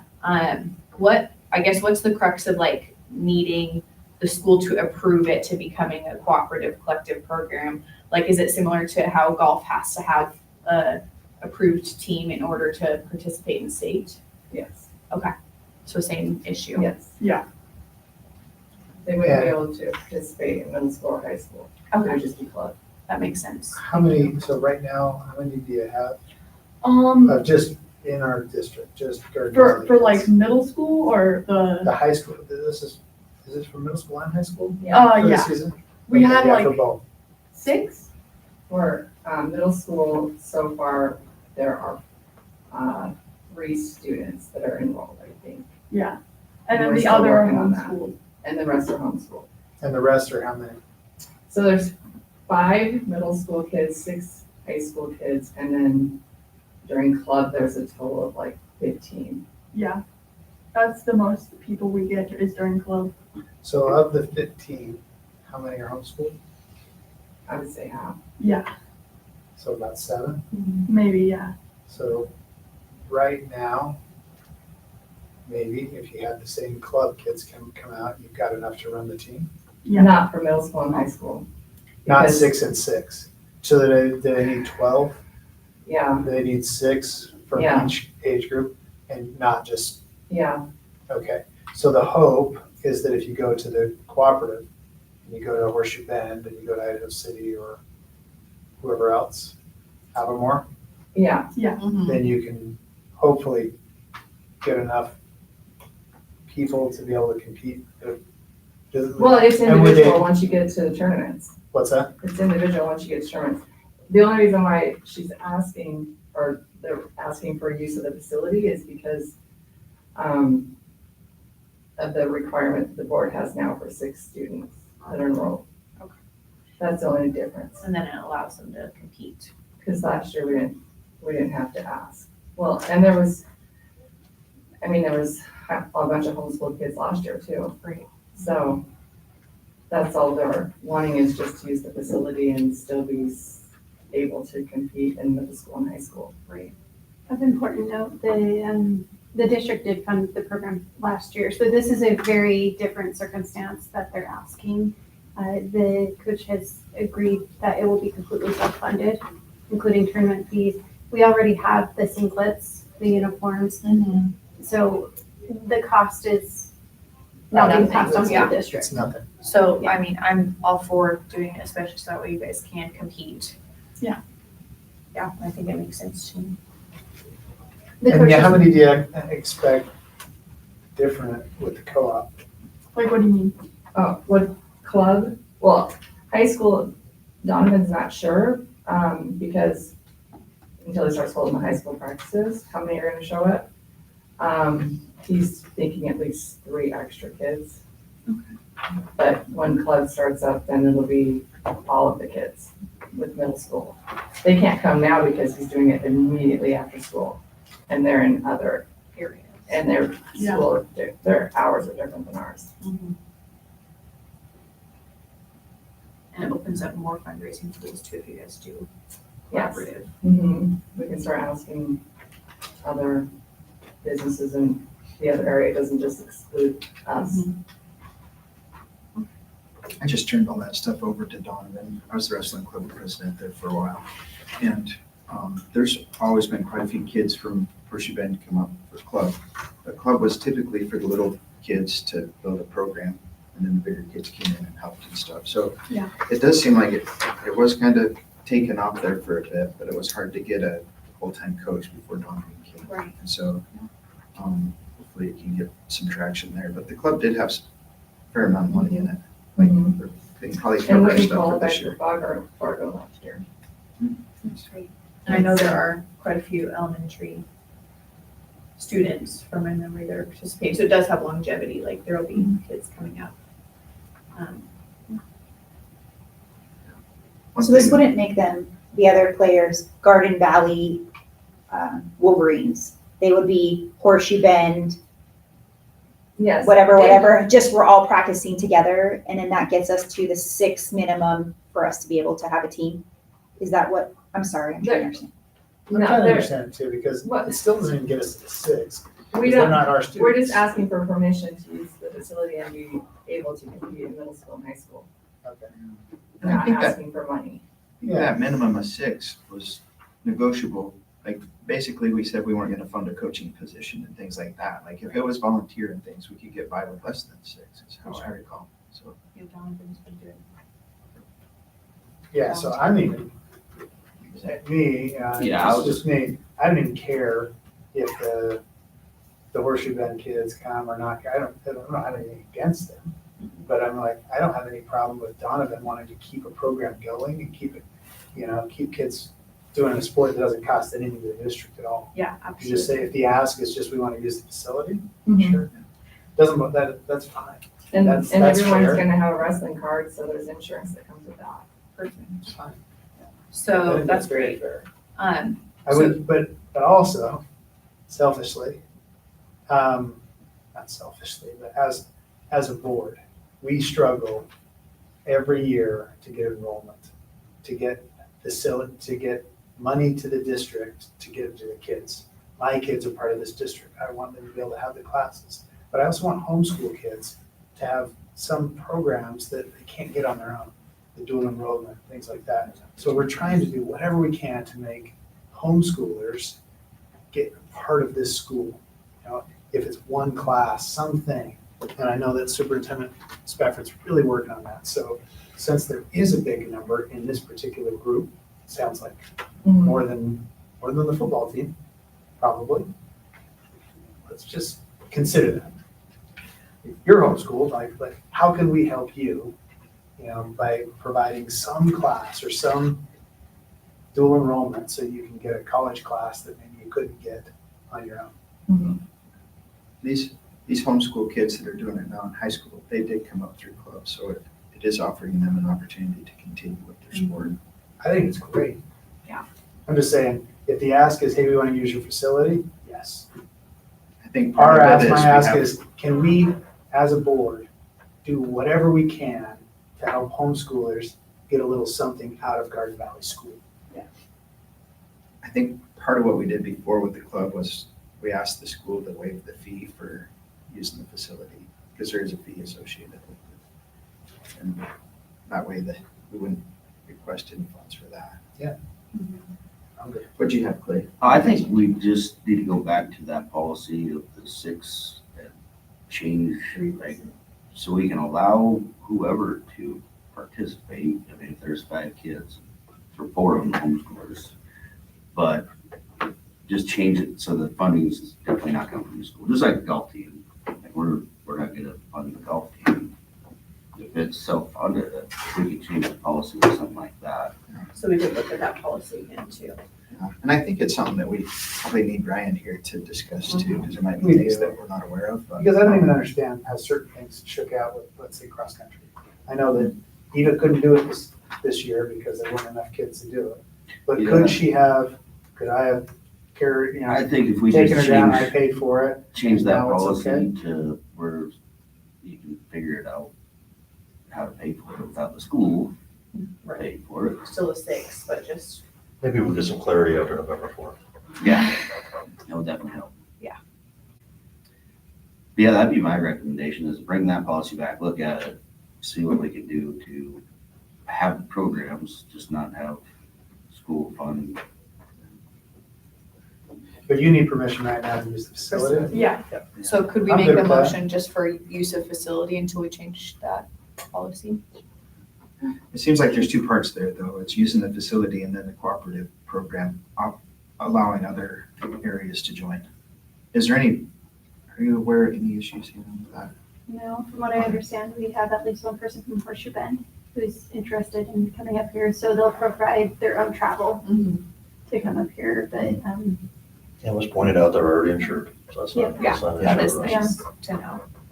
Well, and it is nice to have more kids involved in wrestling because it's hard for them to practice if there's not kids their Kids to size. wrestle. Yeah, Yeah, yeah, so it would open up some opportunities there. I yeah. know you talked about that last time. Yeah, it was bad. So like there's this one girl on our team who's like 120 and I'm like 150. So I'd like for more people to come. So like she can get like people her size and practice with her. Yeah. Great. Yeah, I think this kind of thing's been done in the past, like our schools with the Horseshoe Bend baseball team. Yeah. And I don't know, like, did their board have to say that's okay? I'm good with it. Yeah, like I said last time, when I was in high school, we had a kid from Horseshoe Bend who helped wrestle. Yeah. I don't see a problem. Yeah. So do we want I to, don't know of any problems, I guess Yeah, is what I should right. say.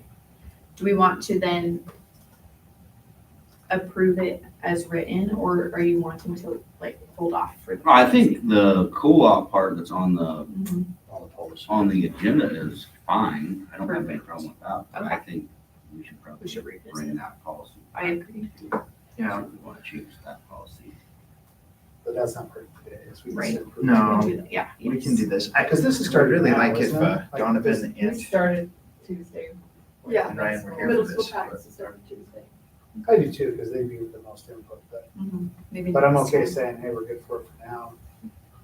We keep practicing, you're already doing it, Right. and then we can ask them next meeting. Some more clarifications. Ryan texted me and just said, he said, how much, I'll quote it, wrestling is easy. He recommends just approving that we are willing to accept this as long as there's no cost. Okay, great. Okay, that's all I need. I'm good. Because I think that eliminates a lot of the concern, right? Yes, yeah, Because the coach is on board too. yes. Yeah. So that's great knowing from his perspective too, I so mean, if we are gonna allow this, then we'll definitely have to change the policy, But absolutely. Proving what's on the agenda right now. Have a wrestling team with less than required, like we're breaking our policy. So, well, I'll make a motion to approve wrestling to become a cooperative collective program for the 2025-26 and 2026-27 school year. Sorry. A motion and a second, all in favor? Aye. Aye. Aye. Thank you. All right, we're gonna adjourn this meeting at 7:15. Thanks, Whitney. Nice job, Whitney. Good job, Whitney. Congratulations. Yeah. Thanks for explaining it to us, we appreciate it. Unfortunately, I didn't know what to do. But you need to, oh, you know. Now, you got, would have been peaceful. I feel like. I need to go in manually.